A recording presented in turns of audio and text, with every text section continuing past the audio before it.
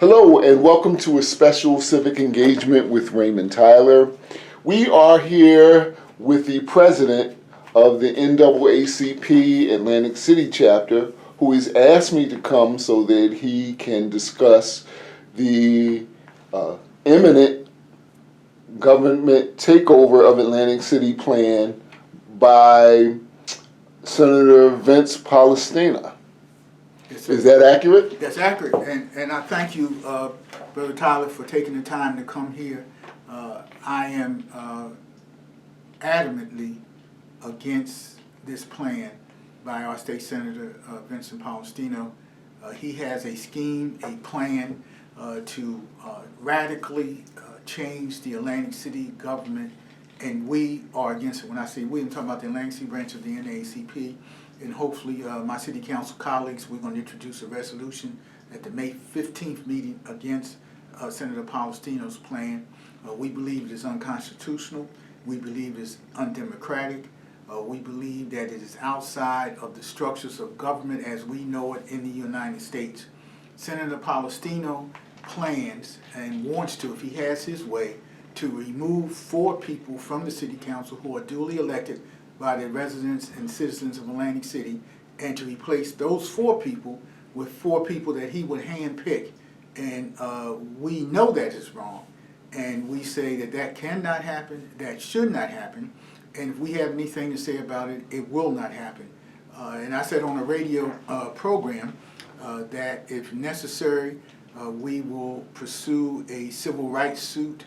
I said on the radio program that we would mobilize the 67 local units in the NAACP in New Jersey, and that we would go up to our national level, because I believe very strongly, the executive committee believes very strongly, and the membership of the NAACP believes very strongly that this is an anti-democratic effort. It's ironic, our theme for our recent 50th Freedom Fund was standing for and protecting democracy. Little did we know that right here in our backyard that our representative was going to present a plan that he wanted to make law that would destroy democracy as we know it in Atlantic City. And we are adamantly against it, and I wanted to, through you, Brother Tyler, to your audience, to let people know what we are doing about it. On May 13th, which is the second Monday in May, our regular NAACP meeting. We are inviting people in Atlantic City and those concerned about Atlantic City to come to our NAACP regular meeting. It's going to be at Atlantic Cape Community College, which is 1535 Bacharach Boulevard in Atlantic City, 1535 Bacharach Boulevard in Atlantic City, room 204. Our guest speaker that night will be Timothy C. Alexander, Esquire. Mr. Alexander is a civil rights attorney with the firm of Helmer, Connolly, and Castleman. Helmer, Connolly, and Castleman. And his topic will be Senator Vincent Polistina's government takeover plan. Is it constitutional? And of course, there's no charge ever to a NAACP public meeting. We invite people there. We'll have light refreshments. Again, that's Monday, May 13th at 7 p.m. at ACCC, Atlantic Cape Community College, room 204. 1535 Bacharach Boulevard, and Mr. Alexander will be our guest speaker. Again, he's a civil rights attorney with Helmer, Connolly, and Castleman, and his topic for that evening will be Senator Vince Polistina's government takeover plan. Is it constitutional? We invite people to come out. Okay. First question I want to ask is, I want to back up a little bit. I'd like you to introduce yourself to people who may not know you as the president of the NAACP. Can you give us a brief introduction of yourself? Thank you. I have been elected for 3 terms to the presidency of Atlantic City branch of NAACP. The Atlantic City branch of NAACP is affiliated with the national NAACP, and we have been pursuing the goals and the priorities of the NAACP, which is equity, inclusion, and justice in the fields of housing, civil rights, law enforcement, education, health, and the ability of everyone to function to their fullest human capacity.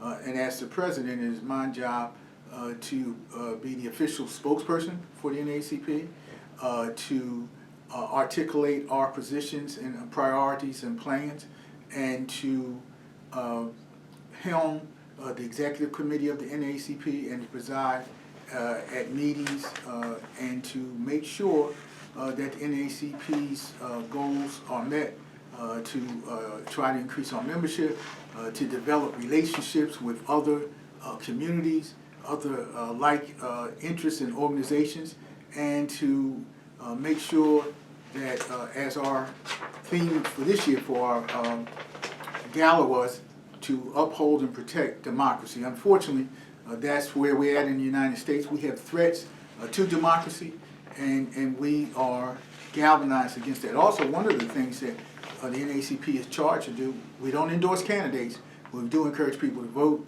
to register, to be active voters. So that's a big part of our job at NAACP, and you'll be hearing more about that as we get closer to this very important presidential election.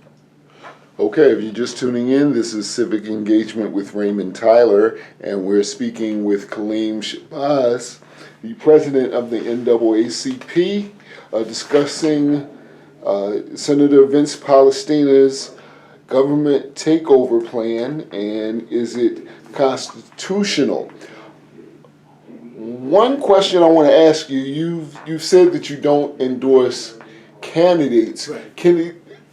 What would you say to people who may perceive that this interview and you discussing Vince Polistina is indeed not endorsing a candidate, but reverse endorsing a candidate, maybe? Well, that would be very clever of them to say that, but it wouldn't be accurate. We are charged to speak against policies, procedures, laws that would discriminate or have a negative impact on communities of color. And the NAACP does that all over the country. We bring lawsuits when necessary. We have demonstrations when necessary. We have dialogue. That's part of our job. If there is an attempt to suppress the voting rights of a minority group, the NAACP has to speak to that. If there's an attempt to take away people's citizenship rights, the NAACP has to speak to that. If there's a class that is being discriminated against based on their preference, based on their religion, based on their creed, based on their disability, based on their educational status, based on their residence, the NAACP must speak against that. So I would say to those people, Google NAACP, Google our history, come to a meeting, and you will see that what we are doing is directly in line with how the NAACP established and functions. The NAACP is the oldest civil rights organization in this country, founded in 1909 by a combination of leaders of color and leaders who were not people of color, dealing with the practice of lynching of African Americans in this country. That was a practice that was even in some instances authorized by law enforcement, supported by government, and we organized and opposed that and have been doing that ever since. So that's what the NAACP does. That's what we'll continue to do. And if it's a policy that is promulgated by a Republican, we are against it. If it's a policy promulgated by a Democrat, we are against it. This is a policy promulgated by someone who's an independent. We are against it if it impacts negatively people and communities of color. And how do you perceive Senator Polistina's plan as being against communities of color or the Atlantic City community of color? Well, because he would unconstitutionally and undemocratically remove people who were duly elected to office. And he doesn't have the right to do that in Atlantic City or any other town. And Atlantic City happens to be made up of a large percentage of people of color, and to the extent that he would take away their ability to elect their officials, that's undemocratic, and that has a negative effect. There's 21 communities in Atlantic County, and the only one he wants to change the government in by his fiat is Atlantic City, and we oppose that. Okay. If you're just tuning in, this is Civic Engagement, and we're talking to Kaleem Shabazz, president of the NAACP-Atlantic City chapter. Has Senator Polistina, and we will reach out to him, expressed any legal grounds or claim to be able to remove people from city council? Not that we are aware of. Does he have any legal standing to remove anyone from city council as a state senator that you know of? Not that we are aware of. Okay, if you're just tuning in, this is Civic Engagement. We are talking to the president of the NAACP Atlantic City chapter, Mr. Kaleem Shabazz. Is Senator Polistina, has he expressed the interest of taking removal of city government officials to a vote, or, to the best of your knowledge, just doing it unilaterally? Well, as far as I know, that's the only method that he has supported so far. I can't speak for what else he will do or has thought about doing. I'm only aware of this bill that he wants to introduce to, as I said, radically, unconstitutionally, and I believe illegally change the form of government in Atlantic City and remove people who are elected. I can't see how there's a legal rationale to do that. Has he expressed any reasoning or concern for wanting to make that move, other than he wants to? I think I'll let Senator Polistina explain himself. I'm not going to be put in, and I appreciate your question. You're a journalist, you're doing your job. But no, I'm not going to try to explain what I believe is a wrong-headed policy, what I believe is a policy that is, again, unconstitutional, illegal, and just wrong. But I'll let him explain it. Okay. How did you become aware of this bill?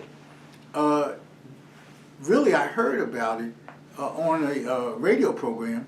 There was a gentleman on the radio program, Mr. Norcross, who said he had a meeting with Senator Polistina over a year ago, and Senator Polistina suggested this plan to him that he wanted to do. And Mr. Norcross, and I'm not quoting him exactly, but he said he thought that the plan was a little out of bounds.